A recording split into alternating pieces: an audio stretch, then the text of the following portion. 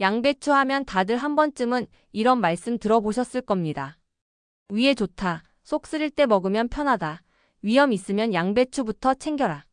그래서인지 병원 다녀오고 나면 냉장고에 양배추부터 넣어두시는 분들도 많으시지요. 그런데 이상하게도 분명 몸에 좋다는데 먹고 나면 속이 더 더부룩하고 가스가 차는 느낌이 들거나 오히려 위가 답답해졌다는 분들도 적지 않습니다. 어떤 분들은 양배추를 먹고 나서 트림이 잦아졌다고 하시고 또 어떤 분들은 속이 시원해지기는커녕 하루 종일 묵직한 느낌이 남는다고 말씀하시기도 합니다. 이럴 때 대부분은 이렇게 생각하십니다. 몸에 좋은 건데 내가 예민해서 그런가 보다. 조금 더 먹다 보면 괜찮아지겠지. 그래서 참고 계속 드시는 분들도 많으신데요. 사실 이게 꼭 참아서 넘길 문제는 아닙니다. 양배추가 위에 좋은 음식인 건 맞습니다. 하지만 모든 사람에게 어떤 상태에서든 똑같이 좋은 음식은 아닙니다. 특히 나이가 들수록 위장 기능이 예전 같지 않고 소화효소 분비도 줄어들기 때문에 예전에는 잘 맞던 음식이 어느 순간부터 부담이 되는 경우가 많습니다. 양배추도 마찬가지입니다. 또 하나 중요한 점은 우리가 양배추를 어떻게 먹고 있느냐입니다. 생으로 드시는지, 익혀서 드시는지, 공복에 드시는지, 다른 음식과 함께 드시는지에 따라 몸의 반응이 완전히 달라질 수 있습니다. 같은 양배추라도 어떤 분에게는 약이 되지만 어떤 분에게는 오히려 속을 불편하게 만드는 이유가 여기에 있습니다. 오늘 영상에서는 양배추가 정말로 위에 도움이 되는 경우는 언제인지, 그리고 드시면서 불편함을 느끼셨던 분들은 왜 그런 증상이 생겼는지 차근차근 말씀드리려고 합니다. 무조건 좋다고 해서 억지로 드실 필요는 없습니다. 중요한 건 내 몸에 맞게 먹고 있는지입니다. 양배추 제대로 알고 드시면 분명 도움이 됩니다. 하지만 모르고 드시면 괜히 속만 힘들어질 수 있습니다. 지금부터 그 차이를 하나씩 말씀드리겠습니다. 양배추가 몸에 좋다고 하니까 가능한 한 생으로 드셔야 더 좋을 것 같아서 샐러드처럼 드시는 분들 많으십니다. 씹는 맛도 있고 비타민도 그대로일 것 같아서 일부러 생양배추를 고집하시는 분들도 계시지요. 그런데 문제는 이 생양배추가 신이어 위장에는 생각보다 부담이 될 수 있다는 점입니다. 생양배추에는 섬유질이 아주 풍부한데 이 섬유질이 젊을 때는 장을 잘 자극해주지만 나이가 들수록 소화가 잘 안 되면서 오히려 속을 불편하게 만들 수 있습니다. 특히 양배추를 드시고 나서 배에 가스가 차는 느낌이 들거나 더부룩해서 한참을 앉아 쉬어야 하거나 트림이 자주 나오고 속이 묵직해지는 분들. 이런 경우라면 생양배추가 잘 맞지 않을 가능성이 큽니다. 또 한 가지는 씹는 문제입니다. 치아 힘이 예전 같지 않다 보니 양배추를 충분히 잘게 씹지 못하고 삼키게 되는 경우가 많습니다. 이렇게 되면 위에서는 더 많은 힘을 써야 하고 그만큼 소화 부담이 커집니다. 결국 위에 좋다는 생각으로 먹은 양배추가 오히려 위를 더 피곤하게 만드는 상황이 되는 겁니다.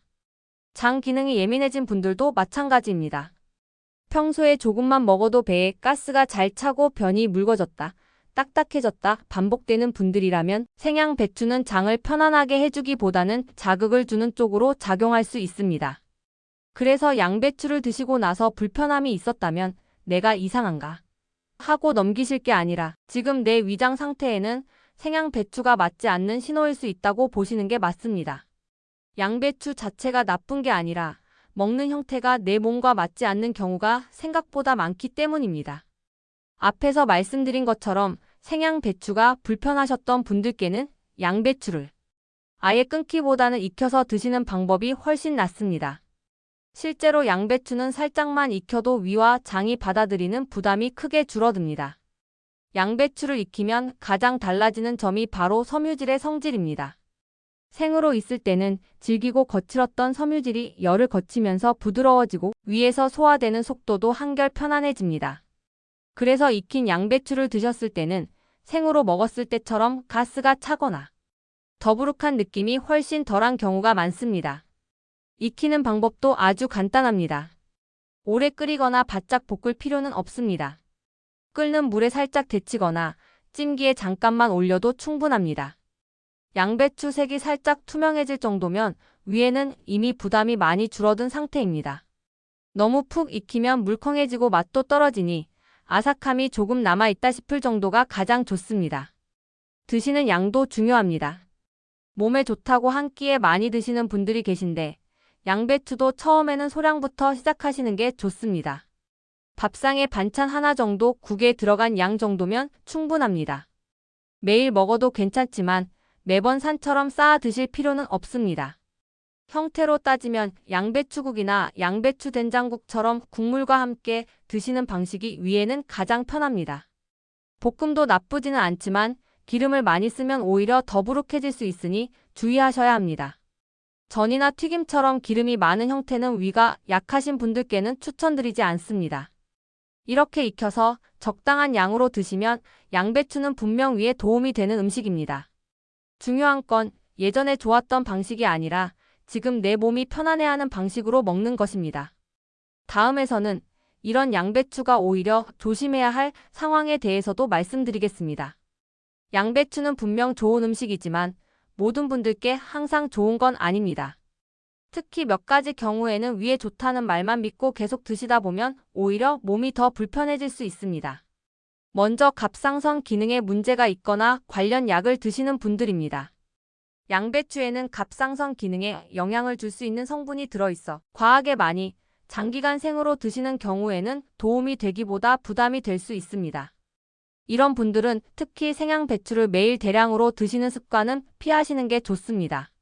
익혀서 소량으로 드시는 정도라면 크게 걱정하실 필요는 없지만 몸에 좋다니까 많이는 분명히 조심하셔야 합니다.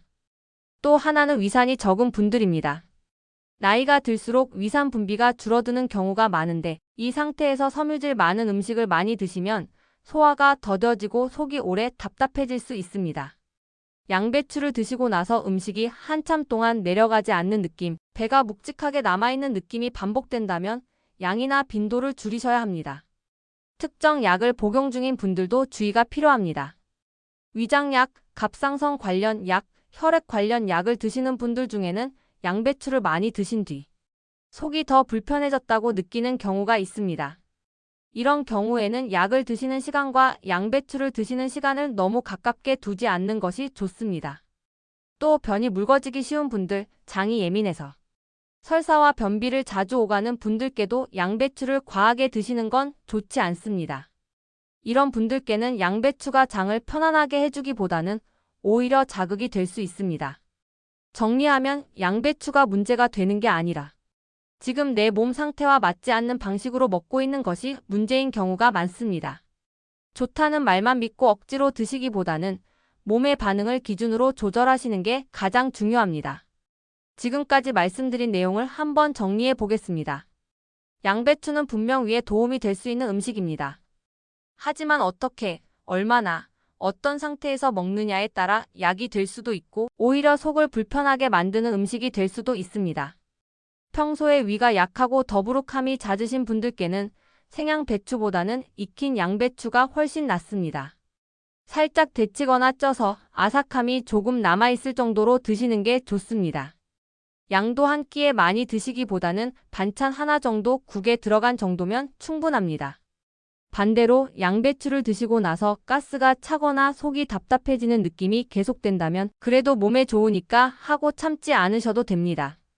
그건 양배추가 안 맞는 게 아니라 지금의 내 위장 상태가 그런 음식을 힘들어하고 있다는 신호일 수 있습니다.